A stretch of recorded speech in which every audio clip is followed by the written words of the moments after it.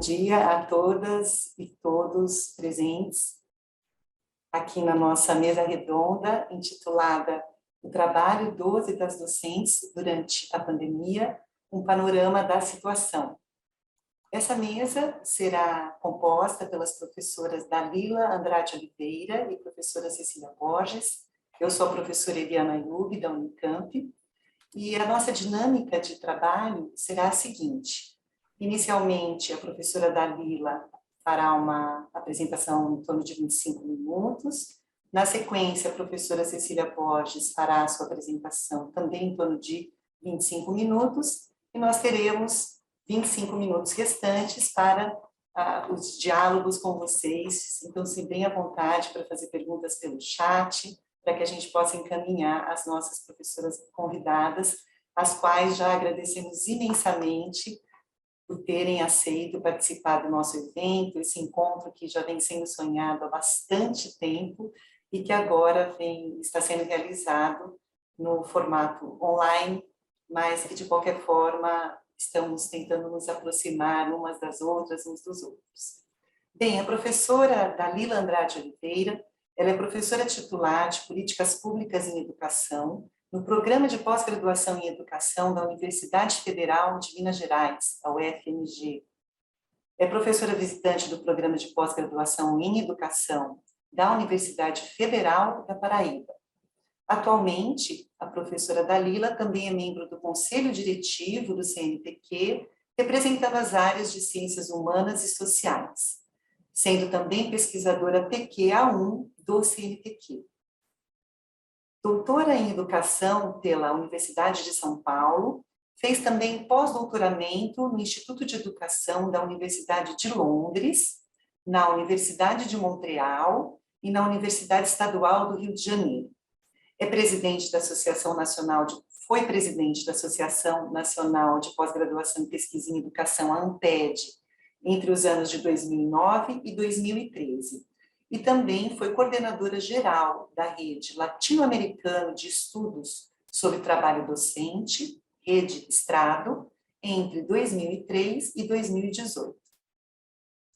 Foi coordenadora da International Research Networks, Education Policies and the Restructuring of the Educational Profession Facing the Challenges of Globalization, de 2015 a 2018, e também coordenadora da seção de educação da Latin American Studies Association, LASA, entre 2016 e 2018.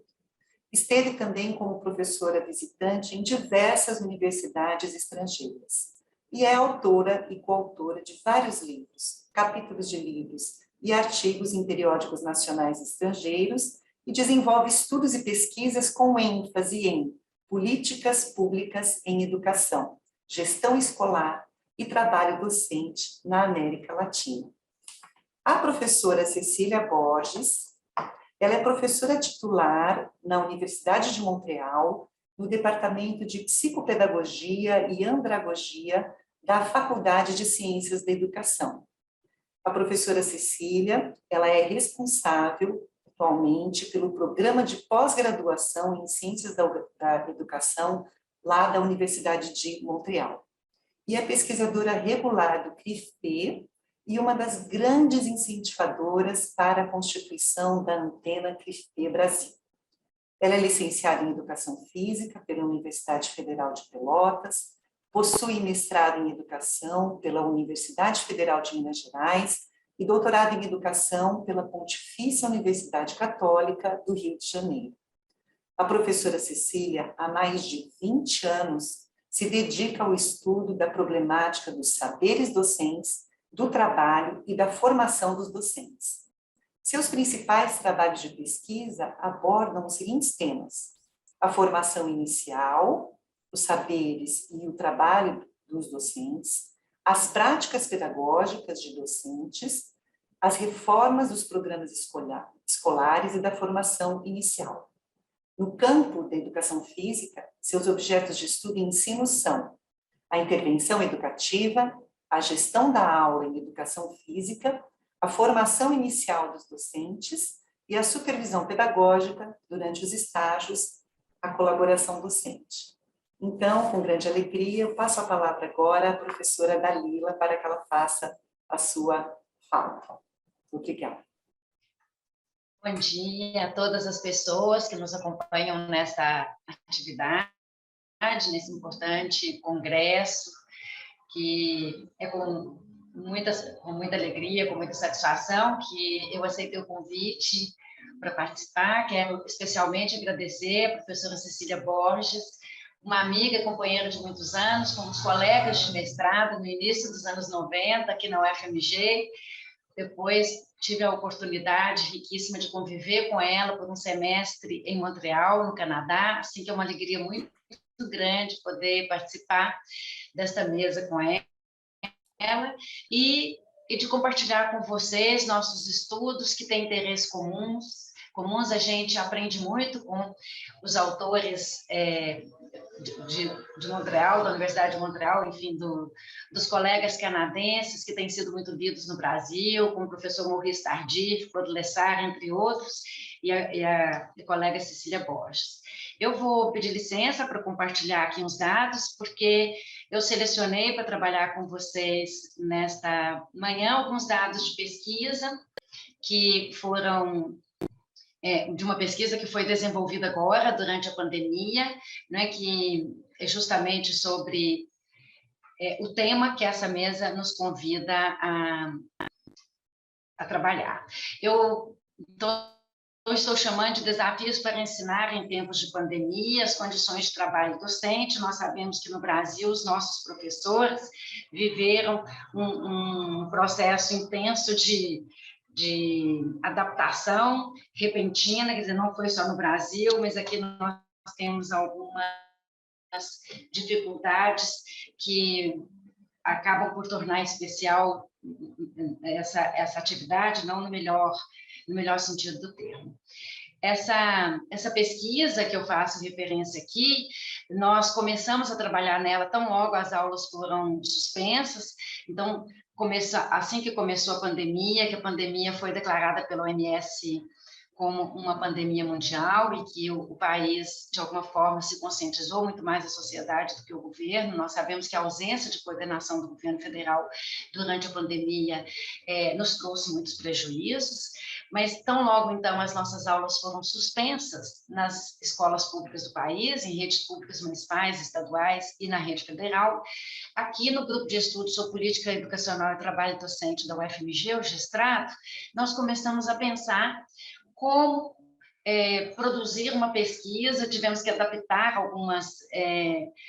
alguns recursos que a gente já tinha para poder produzir uma pesquisa naquele momento, no calor dos acontecimentos, respeitando todos os protocolos de segurança sanitária, para conhecer essa situação inusitada, completamente nova que a pandemia trazia para nós. Então, nós fizemos uma pesquisa utilizando a plataforma digital Google Forms. Foi um trabalho coletivo, GESTRATO, ele envolve uma equipe de mais ou menos 30 pesquisadores, e nós chegamos a uma amostra de 15.654 professores, de todos os estados do Brasil nós tivemos respondentes, claro que com uma variação muito grande, mas essa é uma pesquisa não probabilística, o que a gente queria mesmo era fazer uma sondagem de como estava a situação. Quanto mais colorido está aí no mapa o estado, significa que mais respondentes nós tivemos, então os estados de Minas Gerais, Ceará, Paraná, Paraíba e Mato Grosso do Sul foram os estados que mais responderam ao nosso questionário. Mas nós tivemos como respondentes 48,9% de docentes que trabalhavam só em rede municipal,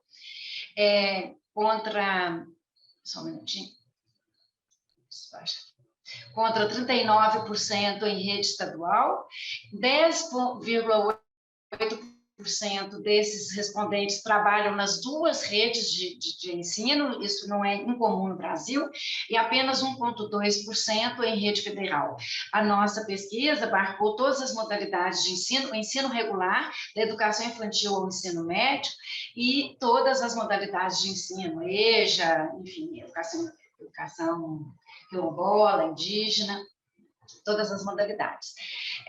15,7%, nós fomos a campo em junho de 2020, portanto, e naquele momento, 15,7% das redes não tinham conseguido oferecer nenhuma alternativa de ensino remoto, ou seja, 15,7% dos nossos respondentes diziam não estar ainda desenvolvendo qualquer atividade, porque a sua rede de ensino ainda não havia oferecido nenhuma alternativa, o que é bastante preocupante, porque significa que durante 3 meses, esses estudantes, que não são poucos, ficaram sem qualquer acompanhamento por parte dos seus professores, enfim, das equipes pedagógicas e dessas redes de ensino.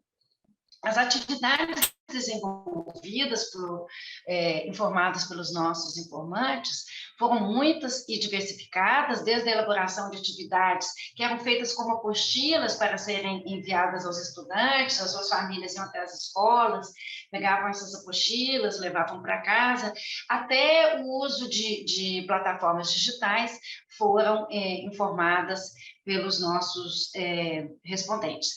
Sendo que, por exemplo, a gravação de videoaulas foi mais comum na educação infantil e as aulas remotas ao vivo mais comum no ensino médio. Então, aí, vale dizer que nós tivemos uma diferenciação muito grande entre redes de ensino, aquelas que têm mais suporte, ofereceram meios, vamos dizer, mais ágeis do ponto de vista tecnológico, né? E aquelas com menos recursos ofereceram, então, formas mais tradicionais, mas também nós tivemos uma grande variação no que diz respeito às etapas da educação básica, né? No Brasil, a educação básica está composta por 3 etapas, a educação infantil, o ensino fundamental e o ensino médio. Então, nós tivemos também variações no que se refere às regiões do Brasil, ao contexto urbano e rural. Dalila, com licença. 69% de... Dalila, pois não. Oi. Os slides não estão passando. Estamos apenas com a tela inicial com o título dos slides. Então, eu vou parar e vou começar de novo aqui, será que é porque eu pus no modo de apresentação e aí parou? Olha, eu não sei, preciso da ajuda técnica aí do pessoal do Zoom. Não, vamos fazer o teste, ó. Por enquanto está na primeira... Não passou. Agora não. Agora sim. Sim? Então, agora essa aqui vocês não viram. Essa do mapa vocês não viram, não chegaram a ver? Isso, pode dar prosseguimento, Dalila, agora está indo bem. Tá, então, depois desta foi esta. Aí eu estava finalizando essa, passando para essa. Obrigada, Eliana. Agora está tudo ok, não é? Vocês estão vendo? Então, sim, 69... agora está tudo ok, sim. Certo, obrigada. 69% dos docentes, já em junho de 2020, informaram que tiveram um aumento na quantidade de horas de trabalho para a preparação das suas aulas à distância.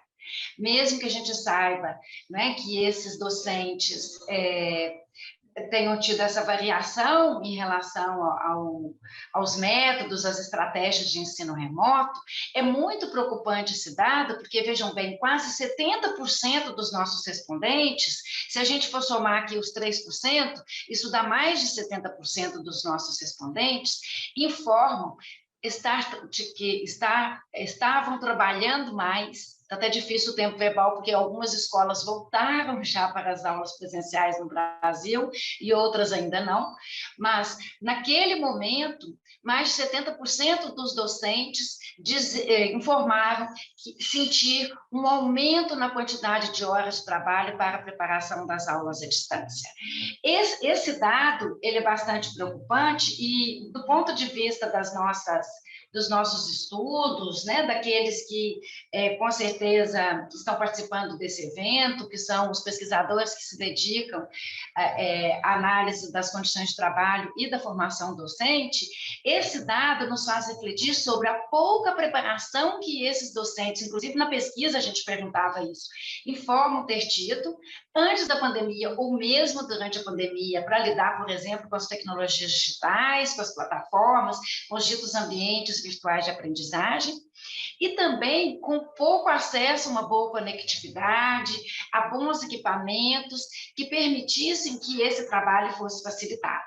Mas, aliado a esse dado também, nós exploramos uma outra dimensão, que é um corte etário, uma questão geracional. E o que a gente percebeu, que entre os professores com mais idade, com uma faixa etária mais avançada, os professores mais experientes, esses apresentaram ainda mais dificuldade para lidar com essas tecnologias que os professores mais jovens, o que reforça aí uma certa ideia que ronda o senso comum, de que as gerações mais novas são gerações mais digitalizadas, que já têm uma intimidade maior com as tecnologias digitais, e por isso 28,9% dos professores apenas afirmaram possuir facilidade ou muita facilidade para utilizar as tecnologias digitais, sendo que esse percentual está concentrado nos professores mais jovens. Por outro lado, nós resolvemos perguntar também para os professores, segundo a sua percepção desses docentes, como foi a participação dos estudantes, se eles estavam conseguindo atrair os estudantes, porque isso também impacta sobre essas condições de trabalho, obviamente, e nos diz muito sobre o respeito, sobre a garantia do direito à educação, num país onde o direito à educação segue sendo uma dívida social muito importante. E o que a gente viu é, mais uma vez, um dado muito preocupante. Vejam que 68,7% dos informantes, dos nossos respondentes, disseram que acredita que os conteúdos deveriam ser retomados pelo menos parcialmente. Então, e 43,5% dos professores concordaram que totalmente ou em parte que não será necessária a reposição das aulas depois da pandemia. Então, vejam bem, esse é um dado que nos faz refletir sobre a efetividade do trabalho remoto, do trabalho docente que foi realizado durante a pandemia, e vejam que quando esse levantamento, essa pesquisa de campo foi feita, nós tínhamos apenas 3 meses de suspensão das aulas presenciais, e não poderíamos imaginar que isso ia se arrastar por tanto tempo. Né? Nós estamos aqui há mais de 1 ano e meio vivendo essa pandemia, vivendo sob restrições sanitárias e com a suspensão dessas atividades, pelo menos hoje, pelo menos parcialmente ou totalmente, em muitas redes de ensino no Brasil. Esses foram alguns dados que eu selecionei para que a gente pudesse pensar que alguns desafios, já para ir concluindo, que meu tempo está chegando ao fim, para a gente pensar nesse período pós-pandêmico. Uma das questões, eu acho que no caso do Brasil, é que nós precisamos urgentemente reformar a maior parte das escolas do país em suas condições básicas de infraestrutura, envolvendo paredes, teto, iluminação, ventilação, instalações hidráulicas e elétricas, higiene, segurança, limpeza, porque a infraestrutura das escolas brasileiras, ela é muito precária e é bastante desigual. Então, nós precisamos imediatamente pensar na reforma dessas escolas para não sermos outra vez pegos de surpresa com uma situação de emergência. A adequação das escolas às exigências dos protocolos internacionais de saúde e segurança devem ter força de lei aqui neste país. Então, a gente precisa começar a pensar nessa direção. A pandemia provocou, demonstrou a disfunção dos sistemas e das instituições, o quanto elas não estavam preparadas para uma situação de emergência, mas pode ter favorecido o desenvolvimento de uma consciência social e coletiva que tem como foco a preservação da vida, a reafirmação de direitos à saúde e à educação como direito social público. Além disso, a adaptação curricular realizada durante a pandemia como o ensino remoto, foi muito diferenciada entre redes públicas, escolas e regiões. Há que se considerar essa diversidade de circunstâncias no momento pós-pandêmico. Pensar como que a gente pode recuperar essas perdas que os nossos estudantes foram submetidos durante a pandemia. O emprego da inteligência artificial no trabalho doméstico, por outro lado, foi acelerado pela pandemia, sobretudo por meio do uso das plataformas digitais. A incorporação dessas tecnologias ao trabalho docente traz novos desafios em relação à formação e às condições de trabalho. O período de distanciamento físico e social exigiu novas interações, novas configurações de jornada de trabalho e de organização das atividades. Essas novas condições trouxeram novos riscos à saúde física e mental dos docentes, que agora precisam ser mapeados, precisam ser estudados, né, para que a gente possa também produzir um conhecimento sobre essas novas situações. Essas novas incorporações afetam diretamente a cultura escolar. São mudanças culturais que precisam ser compreendidas, valorizadas e interpretadas, o que demanda tempo, muito tempo, ainda mais considerando a grandiosidade e a diversidade deste país. Por outro lado, é preciso problematizar as condições de utilização das plataformas digitais, o que foi feito na emergência como a estratégia mais rápida e viável que as redes de ensino tiveram. E aqui vale dizer que as redes estaduais ofereceram um suporte um pouco melhor do que as redes municipais, isso por uma questão já conhecida no Brasil, que é o fato de que os estados dispõem de mais recursos que a maioria dos municípios brasileiros para o financiamento da educação básica. Também precisamos desvelar os interesses econômicos que estão por trás dos argumentos que apontam o ensino híbrido como a solução para a educação no período pós-pandêmico. Esses argumentos, difundidos por agências nacionais e internacionais, são incentivados pelos gigantes digitais que apresentam suas plataformas como alternativas. A Google, a Zoom, né, como essa plataforma que nós estamos aqui nesse momento. É preciso perceber que são as mesmas lógicas neoliberais e mercantis que se revestem de novos discursos.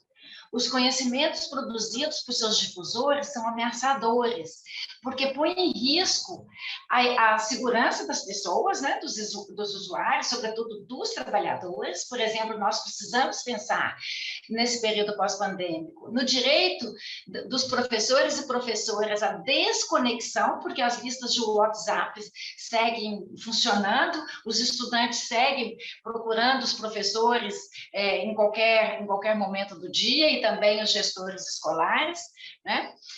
Mas também porque elas põem em risco a educação pública e, desta forma, aumentam as desigualdades sociais e fragilizam ainda mais os que já se encontram em situação de vulnerabilidade, que nesse país são muitos. Afinal, nós estamos em um país muito desigual, que, de acordo com o Programa das Nações Unidas para o Desenvolvimento Humano, é o 7º país mais desigual do mundo. Muito obrigada pela atenção e eu fico aqui à disposição para o diálogo. Dalila, muito obrigada pela sua brilhante apresentação. Eu já vou passar imediatamente para a professora Cecília Borges e gostaria de lembrar todas as pessoas que estão nos acompanhando para que possam já ir colocando aqui no chat comentários, perguntas, que depois nós passaremos para as nossas palestrantes. Cecília, fique à vontade para a sua fala.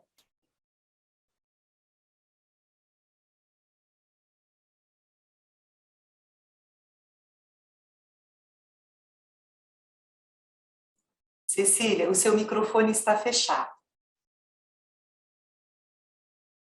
Eu estou tentando partilhar a tela para começar.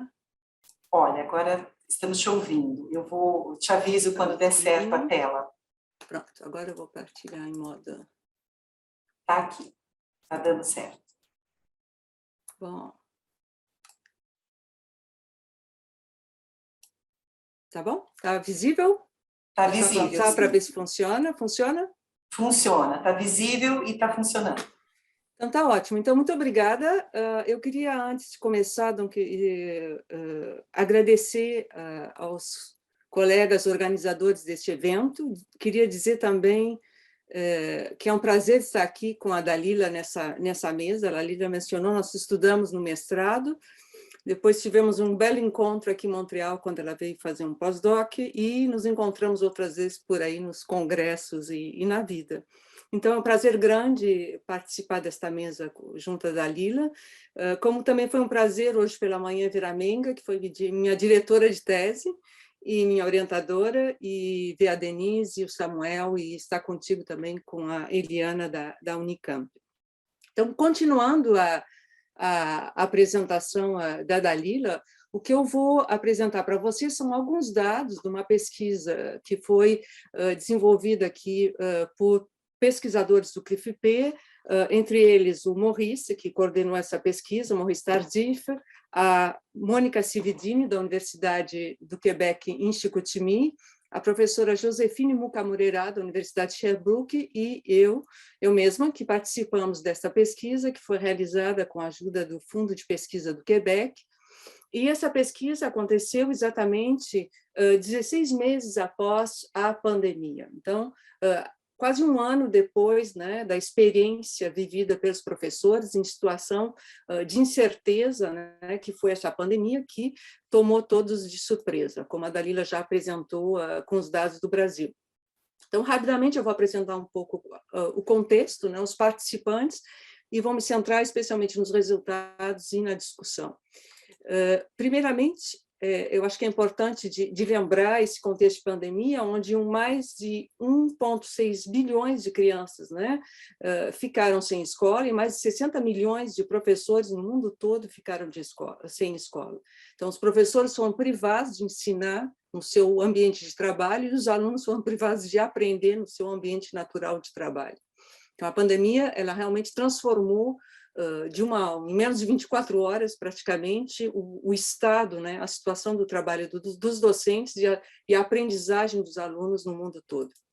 Essa situação não é diferente, né, da do Brasil, de uma certa maneira, aqui no Quebec, e só para restituir para vocês alguns elementos contextuais, no início de março, né, a pandemia começou a chegar no Quebec em final de fevereiro, no início de março o governo decretou 2 semanas de fechamento das escolas, no final de março esse decreto virou por tempo indefinido, com uma reabertura das escolas, né, progressiva em maio, e para o pré-escolar primário, o secundário continuou tendo aulas remotas, e em setembro de 2020, todos retornaram à sala de aula com medidas de ensino remoto, híbrido, tanto para o primário como o secundário. O que é mais interessante de ver é que, desde o primeiro retorno, né, em maio, as medidas sanitárias começaram progressivamente a entrar nas escolas. E nem sempre elas eram unânimes, né, em todos os lugares, nem aplicadas da mesma maneira, um elemento que a Dalila também já mencionou, em função das próprias condições, né, infraestrutura das escolas e do pessoal. E convém dizer também que, nesse retorno à escola, já na primeira onda da pandemia, em maio, alguns pais não enviaram os alunos, né, para as escolas, porque haviam medo da pandemia. Então, foi um processo muito intenso para os professores, que tinham que não somente combinar com o ensino à distância, mas bimodal, alunos fora da sala de aula e em sala de aula, ou híbrido, às vezes aula em presença, às vezes à distância. Então, isso realmente mudou a configuração do trabalho dos docentes, que tiveram que se ajustar, se adaptar do melhor que puderam, né, para oferecer um ensino viável, né, aos alunos. Essa pesquisa se interessou, então, às experiências dos docentes em Quebec nos primeiros 6 meses da pandemia, e nós tentamos saber e conhecer, né, como é que eles viveram essa experiência, qual era a percepção do trabalho, né, durante esse período, entre o período de março de 2020 até junho de 2021, porque o questionário foi aplicado entre maio e junho de 2021. Quem são os participantes, né? Os participantes desse estudo são professores do Quebec, que é uma rede de quase 120 mil professores, mas 1.928 professores responderam ao questionário, sendo que a maior parte deles eram mulheres, que é característico, né, da categoria docente, 82%, e 17% eram homens, e a média de idade desse grupo, né, preponderante, que é feminino, é de entre 30 e 35 anos, e com 10 anos de experiência, em média, para o grupo feminino. Mas também, nessa pesquisa, 23% do total haviam entre 25 anos e mais, mas a média se situava entre os 20 e 24 anos, né, de idade. Então, a pandemia, a caracterização também desses docentes, que é importante saber, é que a maior parte vivia, né, casados, né, com crianças, né, quase 56% com crianças. Esse dado é interessante, porque isso quer dizer que os professores, ao mesmo tempo que tinham que fazer ensino remoto, provavelmente tinham os filhos também em casa que estavam fazendo ensino remoto. E eles ensinavam principalmente nas escolas maternais de ensino primário, 967 professores, ou nas escolas secundárias, 644 representantes, né, que responderam ao questionário. Há em tempo integral, 92%, e em só uma escola, que isso também é importante quando a gente considera em outros países onde os professores trabalham em mais de uma escola. A metade dos docentes, né, ensinavam alunos de escolas de nível socioeconômico médio, e um quarto, né, 27%, a grupos de alunos de meios socioeconômicos desfavorecidos. E mais de 6 docentes, entre 10 docentes, declararam que 20% dos alunos que eles tinham eram alunos com necessidades especiais ou que tinham problemas de aprendizagem. Então, esses são dados que caracterizam, então, esse público de docentes do Quebec que respondeu ao nosso questionário. Quanto aos resultados, passo diretamente aos grandes, né, as grandes constatações, um pouco como apresentou a Dalila. A percepção geral dos docentes é que, desde que eles começaram, né, desde que começou a pandemia, que eles tiveram um cansaço profissional, uma grande fadiga profissional. Eles declararam trabalhar entre 29% a 40%, declararam cansaço do trabalho, cansaço emocional, 29% a 40% por semana, e fatiga ao trabalho. Uma grande fatiga, porque trabalhavam muito mais durante a semana. Eles se sentiram frustrados e com a impressão de trabalhar muito mais, e algumas vezes, né, por mês. Um outro dado importante é que a grande maioria estima que a carga de trabalho consideravelmente aumentou durante a pandemia. 84% a 90% consideram, né, que ela aumentou, e isso inclui as taxas administrativas. Então, 88% declararam que se viram envolvidos com taxas administrativas que aumentaram. 68% desses docentes estimam que o contexto da pandemia permitiu de enfrentar os desafios, ou enfrentar desafios frente aos quais eles nunca tinham imaginado, algumas vezes por mês. E 24% indicaram algumas vezes por semana foram confrontados com desafios face aos quais eles nunca tinham imaginado que seriam confrontados uma vez na vida deles. Um outro dado interessante é que 1/3 dos docentes se consideram satisfeitos do trabalho, apesar de tudo. Isso corresponde a 32%, enquanto 36% são de maneira moderada, satisfeitos, e 33% insatisfeitos do trabalho que realizaram durante a pandemia. Essa é a percepção geral. Com relação às diretivas do Ministério da Educação, a maioria dos docentes estima que as diretivas do Ministério não estavam claras. E isso é verdade, porque com a pandemia evoluía, à medida que as medidas de saúde pública evoluíam, o governo se adaptava, o Ministério da Educação se adaptava, e nem sempre as medidas eram bem compreendidas, bem recebidas, inclusive da tradução das medidas ministeriais em cada centro escolar, em cada escola, eram interpretadas de maneiras diferentes. Medidas como a lavagem das mãos, a distanciação física, o porte da máscara ou não. Um outro dado importante é que 3/4 consideram que as medidas sanitárias eram adequadas, mas difíceis a aplicar. Pega um exemplo nos laboratórios, nas aulas de educação física, que tem um contato mais próximo, nos corredores, na cafeteria. Um outro dado importante é que todos os espaços das escolas passaram a ser utilizados, porque com a pandemia tem que guardar a distância, então professores declararam essa dificuldade com relação a aplicar estes espaços. Um outro dado interessante é com relação ao sentimento de competência dos docentes. A grande maioria se sente pouco competente, não competente, para ensinar à distância, ensino remoto. Isso encontra os dados, né, da Dalila. Um outro dado interessante é que, na escola secundária, os docentes se sentem mais competentes para ensinar em alternância, em sistema bimodal, né, ensino remoto, que os professores das escolas primárias. Um outro dado importante é que 1/3 se sente à vontade de utilizar as ferramentas numéricas digitais no seu ensino, e um outro terço se sente mais ou menos, né, à vontade, né, isso corresponde a 37%, de utilizar as ferramentas digitais. 7 docentes sobre 10 estimam que eles não receberam toda a ajuda necessária para colocar o ensino, para realizar o ensino remoto, o ensino à distância. E somente 56% dos docentes estimam que eles receberam a ajuda dos conselheiros pedagógicos, que são aqueles que fazem a mediação entre o trabalho do Ministério e o meio escolar.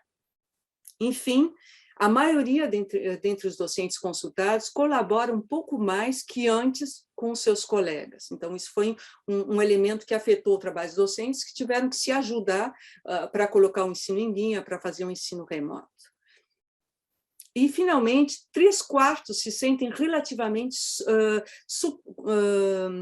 como se diz, suportados, sustentados, apoiados pelos seus administradores, isto é, pelos diretores das escolas. Com relação às dificuldades, as grandes dificuldades, as 3 grandes principais dificuldades, né, evocadas pelos docentes, são que 3/4 desses docentes tiveram dificuldade a motivar os alunos a seguirem a educação remota.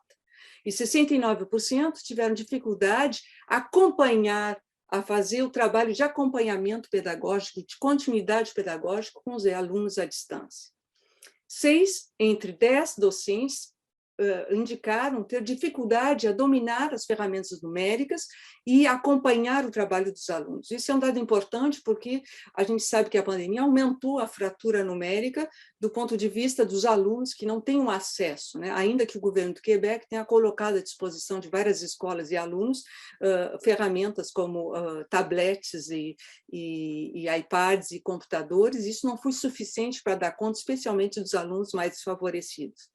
Um docente entre 10 estimava que era difícil, né, para os alunos se apropriarem as tecnologias digitais e tinham dificuldade de acessar os recursos materiais para poder seguir o ensino à distância.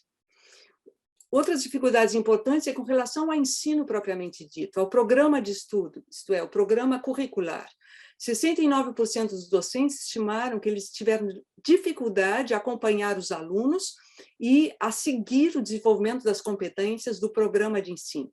E a grande maioria dos docentes crê que os alunos tiveram dificuldades e atrasos de aprendizagem durante este período, em função das dificuldades que enfrentaram para acessar o material tecnológico, digital.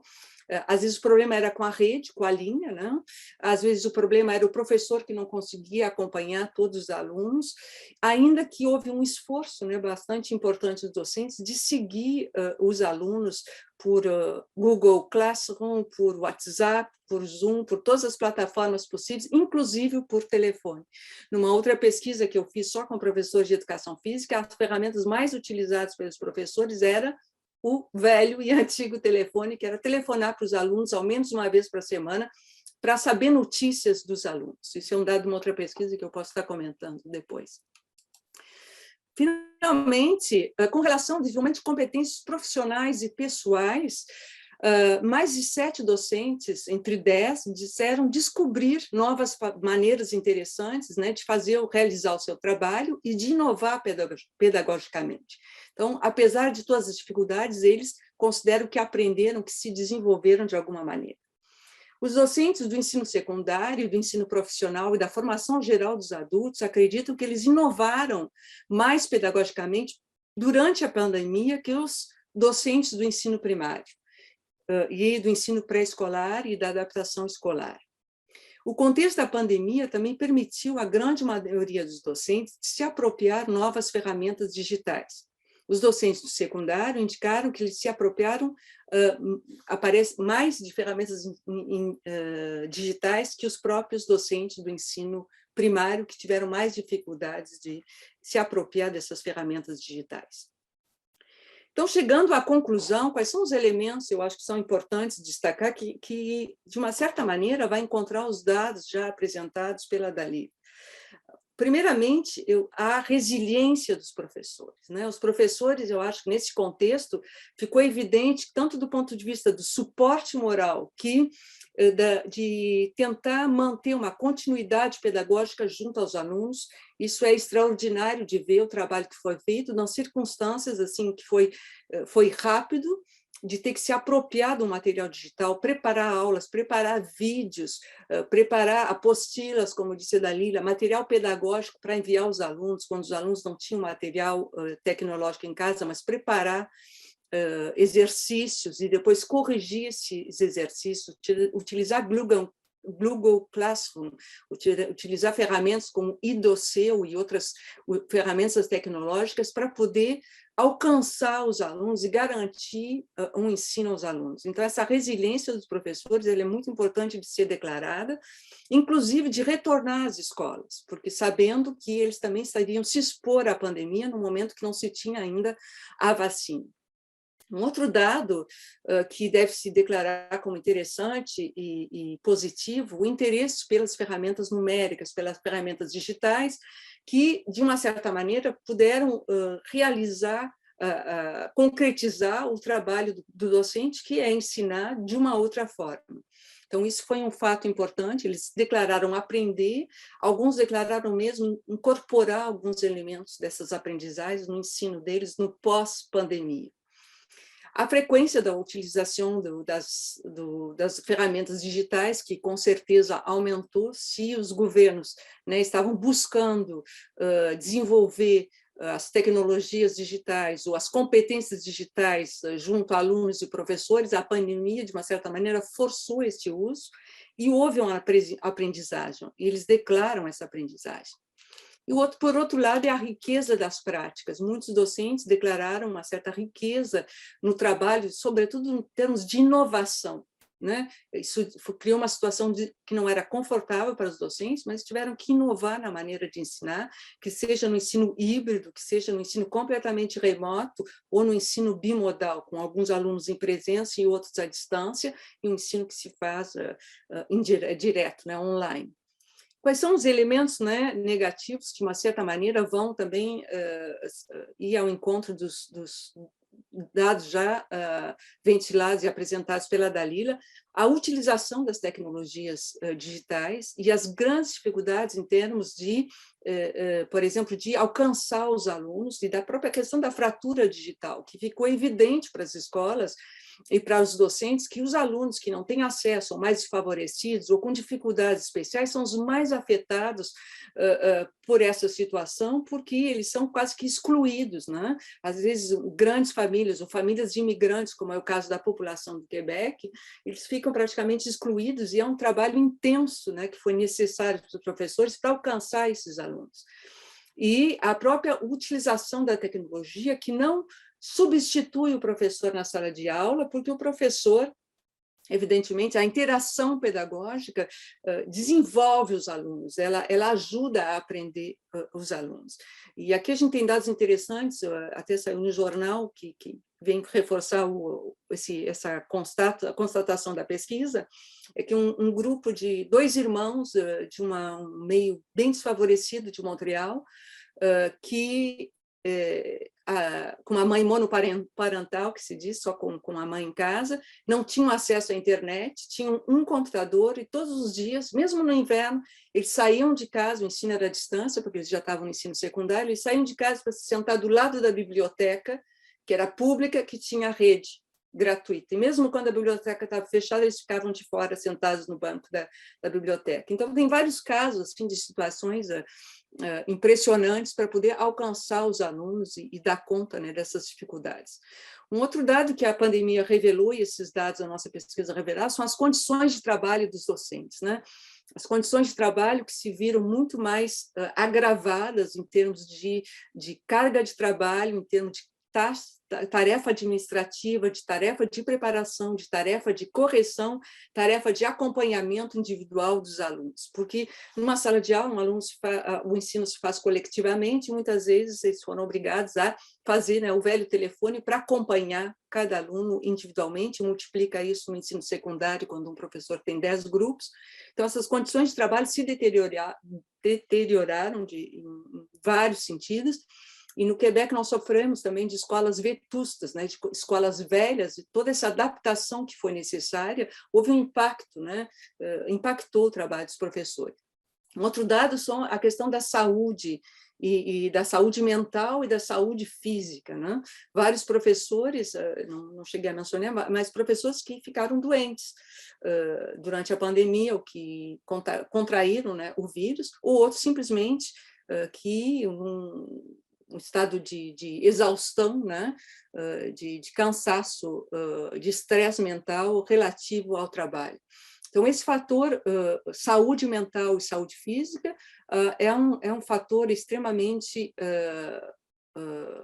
importante, porque é um indicativo, né, da saúde dos professores, é um indicativo também das condições de trabalho ao qual eles são confrontados.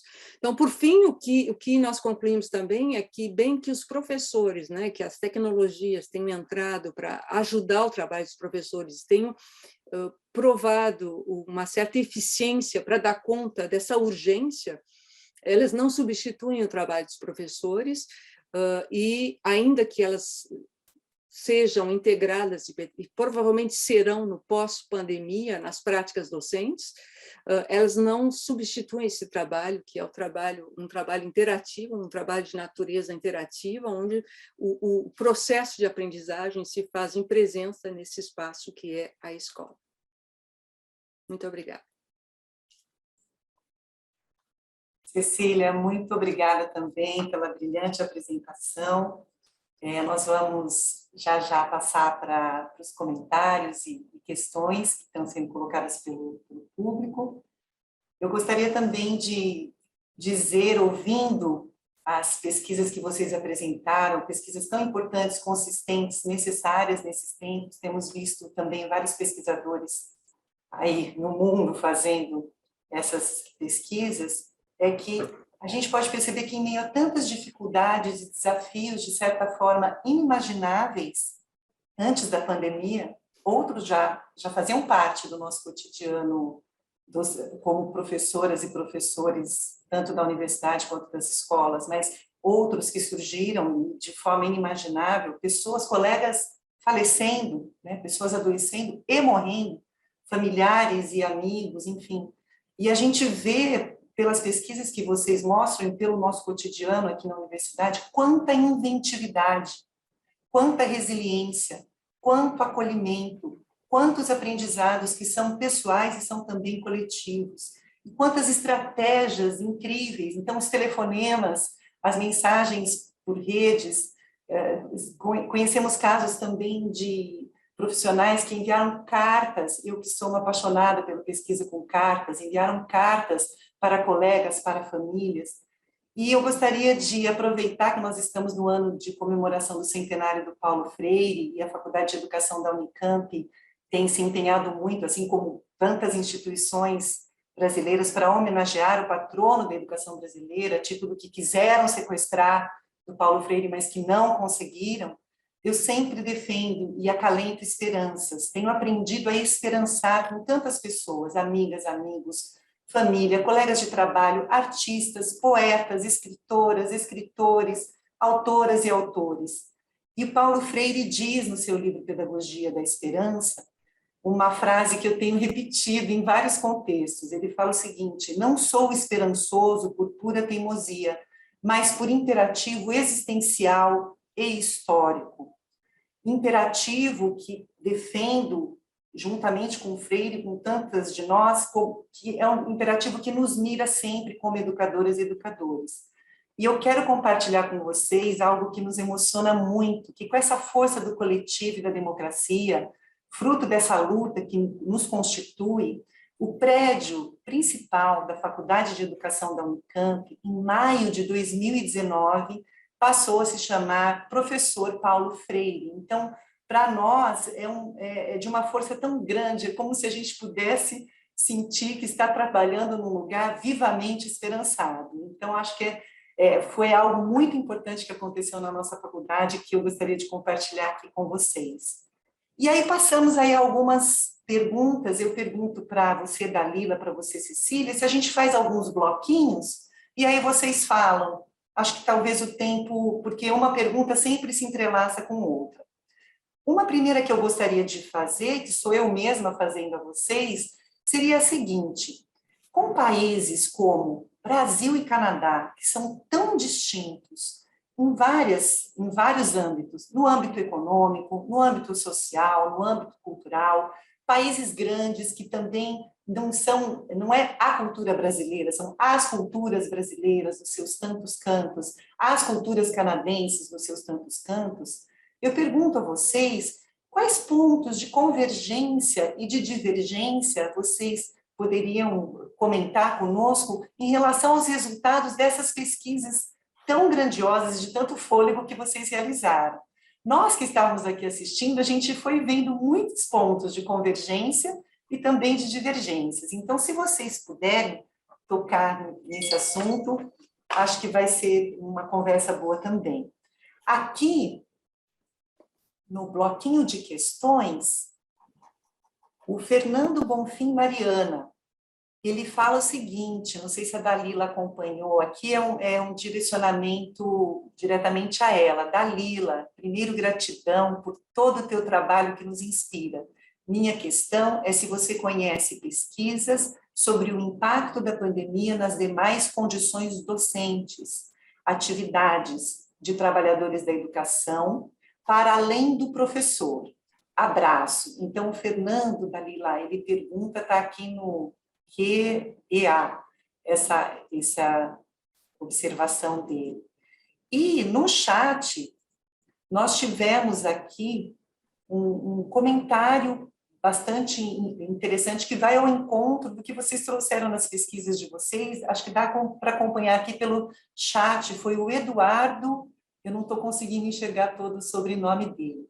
Ele diz que no município que ele acompanha há 12 anos, onde se localiza o campus onde ele trabalha, no qual as aulas presenciais, no retorno às aulas presenciais, muitos professores foram obrigados pela Secretaria de Educação a preencher uma série infindável de formulários para demonstrar que o trabalho pedagógico aconteceu e que cada aluno foi acompanhado.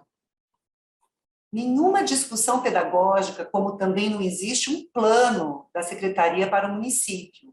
Nós estamos falando de Brasil e a própria Cecília apontou na pesquisa dela que os professores disseram que não tinham, de fato, orientações mais precisas do que fazer e como fazer. Ou existe, será que tem razão aqueles que dizem que a escola pública segue o projeto de não dar certo?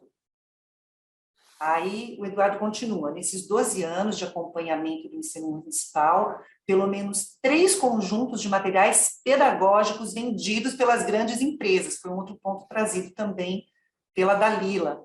Em todos eles, sem exceção, os professores tiveram enorme trabalho preenchendo formulários sem fim, toneladas de livros do PNLD jogados fora para dar lugar a apostilas desses sistemas de ensino.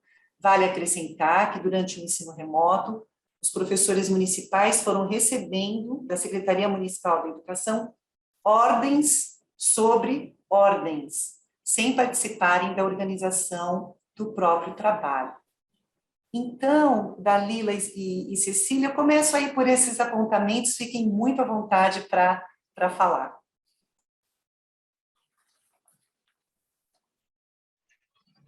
Bom, obrigada pelas questões, elas sempre nos inspiram a novas reflexões. Já indo à primeira questão levantada pela Eliana, agradeço muito o diálogo, Eliana. Durante o tempo que eu vi a exposição da Cecília, fiquei pensando que as pesquisas foram muito parecidas, né? Muito parecidas, claro que tem muitos pontos de contato, é uma primeira aproximação, então a gente poderia até depois comparar mais de perto esses dados. A gente tem um banco de dados muito potente aqui nesse sentido.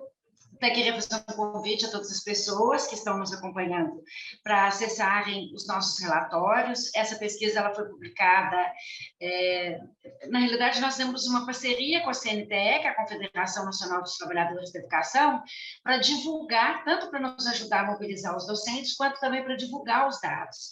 Então, nós temos o relatório publicado tanto na página do Gestrado, da UFMG, quanto na página da CNTE. Mas eu queria também contar que esta pesquisa ela foi depois replicada em 12 outros países da América Latina. Então, como a Eliana falava aqui de comparar Brasil e Canadá, eu acho que Brasil e Canadá são realidades muito diferentes, também se o Canadá é um país bilíngue, e por isso ele tem uma composição interna assim, mais complexa, né, do que a nossa, enfim. Mas e depois a gente tem lugares, vamos dizer assim, na divisão internacional do trabalho muito diferente, né? O Canadá tem um índice de desenvolvimento humano muito bom, dos melhores do mundo, enquanto o Brasil está aí na 79ª posição. E tendendo a piorar, porque nós estamos com um crescimento dessa desigualdade que a Cecília explorava no final da fala dela, muito grande, né? Essa desigualdade digital, ela também é uma desigualdade social muito grande. Foram muitas famílias que foram condenadas a viver na rua durante a pandemia. As desigualdades foram exacerbadas no Brasil. A gente não precisa ser sociólogo, nem estar buscando os dados produzidos pelas instituições aptas a fazê-lo, porque basta sair à rua que a gente vê. Não há mais marquisas nas grandes cidades para tantos moradores de rua, tanta gente passando fome, o desemprego aumentando a cada dia. Então, nós temos aí um acirramento dessas desigualdades que é muito grave. Mas aí, voltando à questão das semelhanças, esse estudo que nós fizemos com outros 12 países da América Latina, que foi também um trabalho coletivo, feito com os núcleos da Rede Estrada nesses diferentes países, mas a mesma pesquisa que nós fizemos no Brasil, a coordenação foi nossa, do Gestrado, esses relatórios estão publicados em inglês, espanhol e português, porque também sei que aqui tem alguns assistentes que não falam português, podem procurar, se quiserem, um relatório lá em inglês, porque vê os dados do Brasil comparados na região latino-americana. E acho que a gente poderia, Cecília, até ampliar esses intercâmbios, pensando agora numa comparação com o Canadá.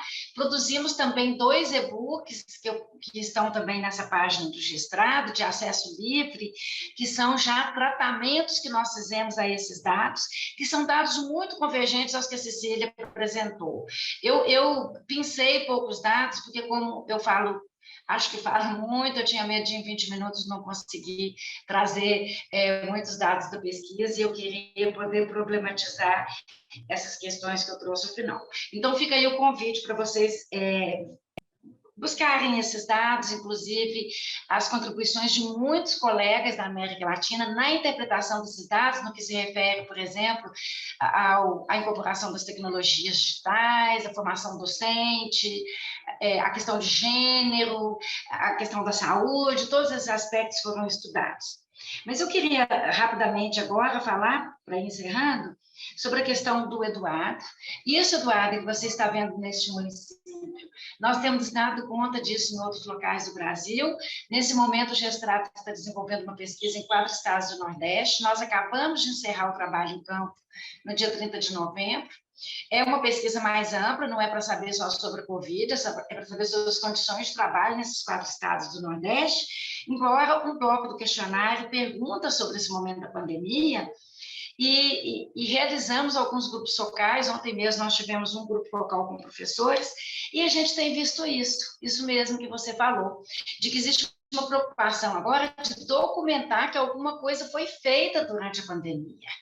Isso me faz lembrar muito aquilo que o Stephen Ball chama de escolas performáticas, né? E o Gary Anderson e outros autores norte-americanos, Berlinger, chamam de escolas auditáveis, quer dizer, uma preocupação numa escola que precisa ser vista, precisa ser mostrada. Veja bem a loucura que nós estamos vivendo no Brasil.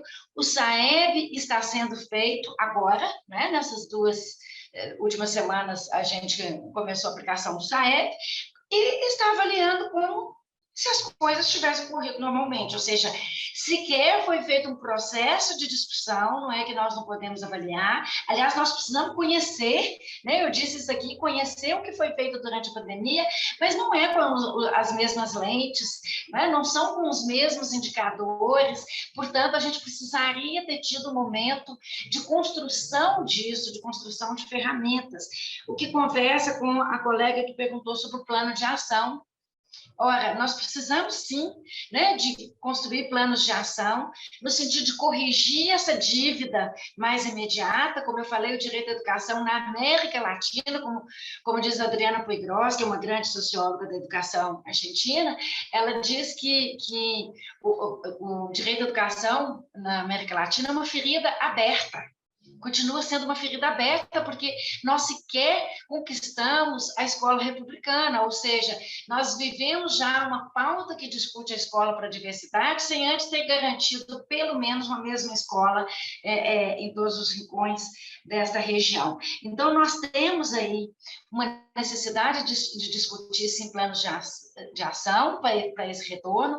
A pesquisa do Gestrado foi feita visando isso, pelo menos instrumentalizar os sindicatos para que eles possam negociar esses direitos, não só dos docentes, dos profissionais da educação, mas também a garantia, né, o resguardo ao direito à educação dessa maioria da população brasileira que utiliza a escola pública.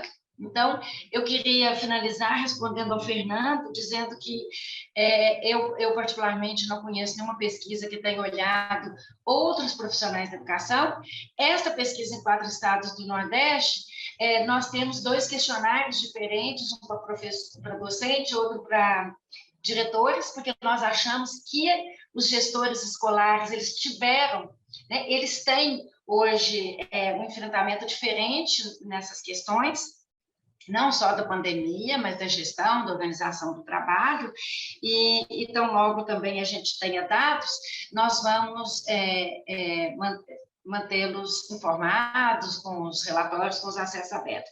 Por fim, eu queria só terminar dizendo que acho que a questão mais grave que nós temos a enfrentar, e aí eu acho que é um pouco diferente do Canadá, embora no Canadá, como bem lembrou a Cecília, os imigrantes eles têm uma situação bastante desfavorecida, é pensar nessas camadas mais desfavorecidas da população que se ampliam, e, ao mesmo tempo, fazer frente a uma realidade que continua cega nas redes públicas de ensino, estaduais e municipais, sobretudo mantidas pela Undime e pelo Conced, que são, né, as organizações que reúnem os gestores municipais e gestores estaduais de educação, de continuar fazendo formação durante a pandemia para a BNCC, como se nada tivesse mudando com o quadro da pandemia, né, de continuar permitindo que essas fundações privadas consumam o dinheiro do Fundeb, que é um recurso destinado à formação, para continuar ensinando a BNCC, que é um projeto que a gente sabe de uma elite no Brasil, e que esse projeto é muito pouco aderente, muito pouco sensível a essas necessidades mais urgentes que a gente sabe que a população brasileira, que na sua maioria frequenta a escola pública ou depende da escola pública, necessita. Então, enfim, nós temos aí um manancial de coisas para serem trabalhados, e é claro que essas referências utilizadas pela Cecília são convergentes com as nossas. Nós, como eu disse aqui no início, nós temos uma proximidade muito grande com os autores canadenses que a Cecília trabalha, não é? Que, incluindo a Cecília, e espero que a gente possa, Cecília, ter outros espaços de troca, de intercâmbio, quem sabe até produzir aí algum estudo comparando as nossas pesquisas. Muito obrigada, gente. Dalila, muito obrigada pelas suas respostas e reflexões. Cecília, eu vou juntar aí mais um ponto que veio mais direcionado a você, que é Ricardo, Cate falou se foi possível perceber em sua pesquisa um movimento ou indicativos de que é possível organizar um trabalho docente remoto que se constitua em uma experiência de formação inicial ou continuada com vistas a aprendizagens de saberes para a docência. E aí, com essa pergunta do Ricardo, a gente, vamos dizer assim, encerra aqui a chegada de perguntas, porque a nossa mesa tem mais 10 minutos aí para a finalização. Então, passo para a Cecília, tranquilamente, aí, sem pressa, fazer as suas considerações, e depois peço também, Cecília, que você já fale as suas palavras finais, e depois eu volto para a professora Dalila também falar as suas palavras finais.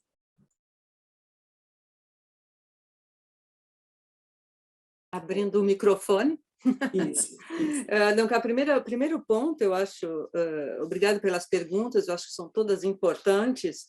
Eu acho que o primeiro ponto, retomando um pouco o que a Dalila disse, é importante considerar, tem várias convergências nessas duas pesquisas, como tem várias convergências também, como a outra pesquisa que eu participei, unicamente com professores de educação física, na França e no Quebec. Tem várias convergências, né? A gente teve um grupo importante de professores franceses da escola fundamental e escola média que responderam ao nosso questionário e, no final, os nossos resultados convergem com essa pesquisa que foi feita no Quebec com todos os professores da rede pública. Bem que nesse questionário nós visamos mais justamente o ensino remoto. E o que é interessante notar que são países onde a rede escolar, de uma certa maneira, ela tem uma estrutura em termos de condições materiais que, eu diria, comparativamente a alguns países na América do Sul, ou mesmo na Ásia, são melhores, isso é uma evidência. Em termos de condições de trabalho, também, como eu apresentei nos dados, um elemento importante, o fato que são professores em tempo integral e que trabalham em só uma escola, isso é um dado importante também, que interfere nas condições de trabalho, quando se pensa um professor que tem, às vezes, 2 trabalhos, 2 empregos, e, às vezes, um terceiro trabalho numa escola privada para poder, no final do mês, fechar o seu salário. Então, esses elementos são importantes, a gente não pode perder de vista essas diferenças, como também não pode perder de vista essa invasão de algumas empresas internacionais que detêm, né, o poder das telecomunicações e das tecnologias digitais que se amparam, né, dos sistemas de ensino em diferentes países. Eu acho que aqui no Quebec, bem que a gente seja uma sociedade bastante tecnológica, como o resto do Canadá, eu acho que este amparo que eu vejo assim, em outros países, ele é menor, de uma certa maneira, o que eu quero dizer com isso é que o governo regulamenta mais esse tipo de intervenção e o próprio governo produz material pedagógico para os alunos baseado em pesquisas. Então, isso faz uma diferença, eu acho que isso é importante quando a gente considera que em determinados países onde os governos intervêm menos na educação ou deixam essa responsabilidade para a iniciativa privada, que elas se amparam efetivamente na produção do material, inclusive na formação de docentes. Isso é uma questão muito séria, muito preocupante. Então, eu acho que esses elementos são os elementos de não convergência, mas eu diria não é de não convergência, mas contextuais que a gente tem que tomar em conta. Por outro lado, é uma verdade, em todos os países, né, houve um crescimento, né, uma deterioração do trabalho dos professores e mesmo do ensino nas salas de aula. Então, isso é um dado importante, por todas as razões que foram explicadas aqui. Então, isso é muito importante. Um outro dado importante que eu gostaria de falar com relação a planos de ação, eu acho que é importante também considerar, sim, houveram vários planos de ação e agora tem um plano de retomada de ação do governo, embora seja criticável, mas existe um plano de valorização da profissão docente que o governo está querendo estruturar, ele acabou de fazer uma consultação, mas durante a pandemia, a verdade é que também o governo teve que se adaptar um pouco, improvisar um pouco. E no início, algumas iniciativas foram feitas, como a criação de uma plataforma Escola Aberta, com material em todas as áreas de ensino, que o objetivo era um pouco fornecer, né, acesso às famílias, aos pais, com percursos, né, para os alunos. Outras iniciativas que foram feitas, que faz parte do plano também do governo durante a pandemia, porque à medida que a pandemia aumentava, o governo foi se adaptando também e criando a estrutura para isso. Foi, junto com centros de serviços escolares, que regrupam várias escolas em diferentes regiões, e junto com os conselheiros pedagógicos, criar material pedagógico, kits pedagógicos com exercícios, atividades. Eu acompanhei muito o trabalho da educação física e se criou material pedagógico para se fazer à distância, ou em presença, ou enviar para os alunos. Então, isso foi um aprendizado que foi feito durante, né, a pandemia e que os professores foram se adaptando ao longo desse processo. Eu acho que é importante também colocar em evidência a questão do trabalho remoto.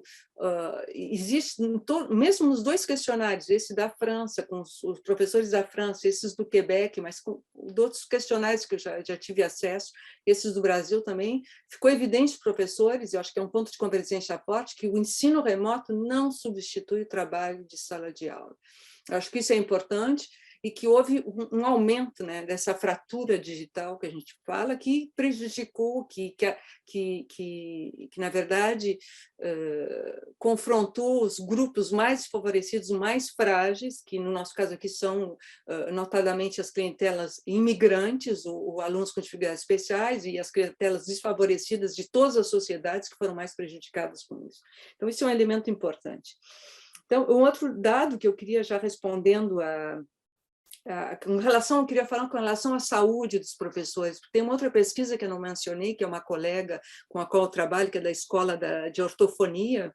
Ela fez um trabalho para o sindicato, né, do Quebec, o CSQ, a Central dos Sindicatos do Quebec, onde ela estudou, questionou os professores sobre a situação de trabalho em tempo de pandemia e, na verdade, o barulho, né? Os professores já sofrem, né, naturalmente, especialmente em educação física, têm problemas de ouvido, de surdez, e também de voz. E isso aumentou com a pandemia, com a máscara, porque o ar é impedido de passar e houve um aumento. Além do que, como as escolas tiveram que usar todos os espaços, porque tinha que diminuir o número de alunos por sala, quando eles voltaram à sala de aula, eles foram afetados, né? Todos os espaços foram afetados ou para merenda ou para ensino, então não tinha mais um espaço sem barulho na escola. Então, uma professora que declara uma entrevista, eu ia para o carro, me fechava no carro, eu fazia minha pausa dentro do carro, porque eu não podia mais com barulho na escola. Então, tudo isso deteriora o trabalho do professor, deteriora a saúde do professor. Em alguns países onde a gente sabe, mesmo nos Estados Unidos, que é o nosso vizinho aqui do lado, que é tão rico, tem estados onde tem escolas e regiões extremamente pobres e desfavorecidas. Então, esses elementos afetam, né, a saúde do professor, acho que é importante colocar na mesa. Por fim, eu queria falar da formação. Eu acho que isso, eu pude acompanhar o trabalho dos meus colegas no Brasil, como eu pude acompanhar o trabalho da minha irmã, que é professora de rede pública no Brasil também.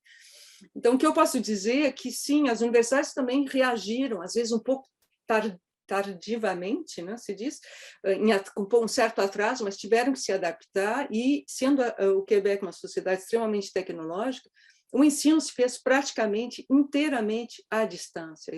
Eu faz 2 anos que não ponho, quase 2 anos que não ponho os pés na universidade, vou começar agora no inverno, pela primeira vez dar aula em presença, vamos ver o que vai dar. Mas a questão é que, mesmo com essas iniciativas, algumas interessantes que a gente pôde experimentar, ou mesmo inovar, por exemplo, a classe invertida, né, utilizar vídeos, áudios, e utilizar o momento da presença para fazer laboratórios, atividades práticas, mesmo isso tem limites, né? Eu acho que a formação inicial tem limites e uma boa parte da formação passa pelos estágios, pela experiência concreta de sala de aula, pela experiência de viver a organização escolar, de viver o contato dos alunos, ser acompanhado para viver essa experiência por um supervisor de estágio. Então, isso não pode ser substituído por uma aula remota.